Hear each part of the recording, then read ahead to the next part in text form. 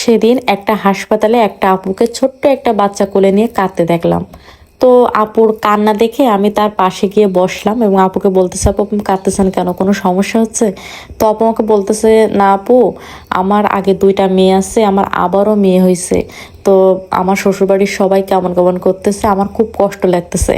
তখন আমি আপুকে বলতেছি কি, আপু প্রথমত আপনি আলহামদুলিল্লাহ বলেন যে আল্লাহ আপনাকে 3টা জান্নাত দিয়েছেন। দ্বিতীয়ত, আপনার 3 কন্যা হওয়ার সংবাদে যারা অখুশি তাদেরকে আপনি আপনার 3 সন্তানকে মানুষের মতো মানুষ করে তাদেরকে দেখিয়ে দেবেন। তাদেরকে আপনি দেশের এমন রত্ন হিসেবে গড়ে তুলবেন যাতে ছেলেদের বাপ মা দেখে বলে যে মেয়ে হলে ভালো হতো, কেন ছেলে জন্ম দিলাম, যাতে আপনাকে দেখে সবাই আফসোস করে। আপুকে আমি আরো বললাম, আপু কান্নাকাটি থামান, কান্নাকাটি করেন না, একদিন এই কন্যা সন্তান দেখবেন আপনাকে মাথার মুকুট এনে দিবে। আশেপাশের অনেক মানুষ আপু আপনাকে ভেঙে পড়ার কথা শোনাবে, আপনি কারোর কথাই কান দেবেন না। আপনার জন্য অনেক অনেক দোয়া এবং শুভকামনা। অনেক বেশি ভালো থাকবেন আপু।